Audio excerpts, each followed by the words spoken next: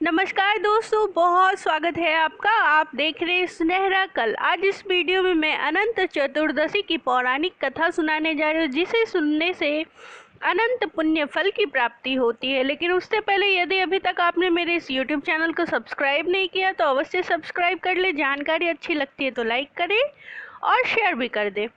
आइए वीडियो शुरू करते हैं। अनंत चतुर्दशी व्रत कथा। एक बार महाराज युधिष्ठिर ने राजसु यज्ञ किया। उस समय यज्ञ मंडप का निर्माण सुंदर तो था ही, अद्भुत भी था। वह यज्ञ मंडप इतना मनोरम था कि जल व थल की भिन्नता प्रतीत ही नहीं होती थी। जल में स्थल तथा स्थल में जल की भांति प्रतीत होती थी। बहुत सावधानी करने पर भी बहुत से व्यक्ति उस अद्भुत मंडप में धोखा खा चुके थे। एक बार दुर्योधन भी उस यज्ञ मंडप में आ गए और एक तालाब को स्थल समझकर उसमें गिर गए। द्रौपदी ने यह देखकर कहा, अंधों की संतान अंधी।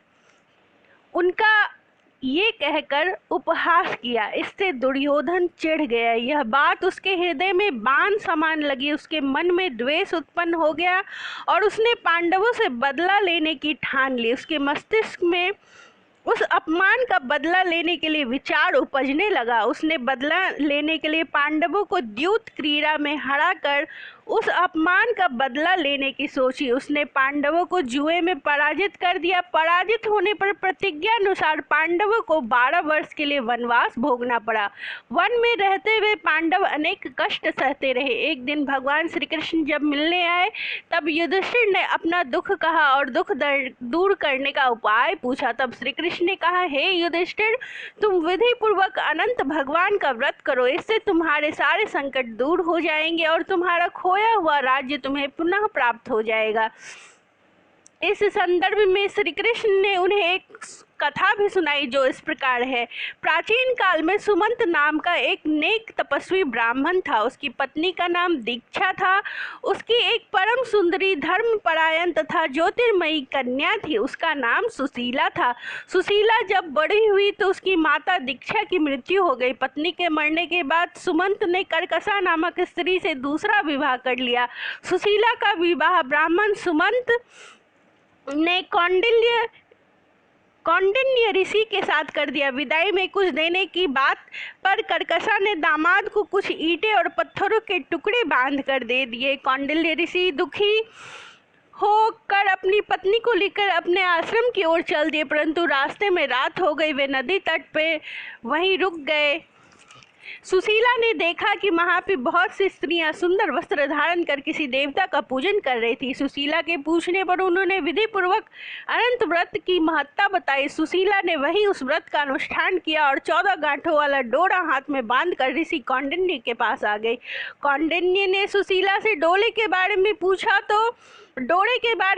तो उसने सारी बातें बतला दी। उन्होंने डोरे को तोड़कर अग्नि में डाल दिया। इससे भगवान अनंत जी का अपमान हुआ। परिणामतः ऋषि कौंडिन्य दुखी रहने लगे। उनकी सारी संपत्ति नष्ट हो गई। इस दरिद्रता का कारण उन्होंने अपनी पत्नी से पूछा तो सुशीला ने अनंत भगवान का डोरा जलाने की बात कही।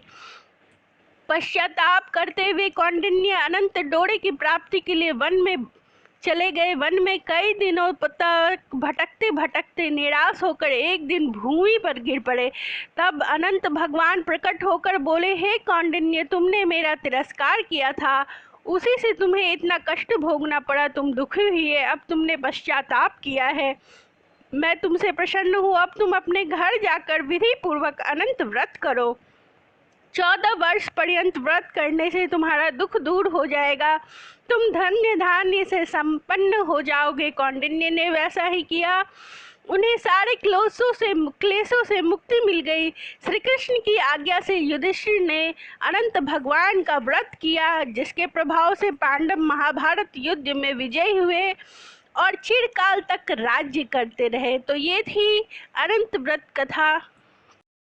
इस व्रत को सुनने से अनंत पुण्य फल की प्राप्ति होती है। अनंत चतुर्दशी का व्रत भाद्रपद माह के चतुर्दशी तिथि को मनाया जाता है। तो दोस्तों, आज की जानकारी इतनी ही। अच्छा लगे तो लाइक कर सब्सक्राइब करें। धन्यवाद।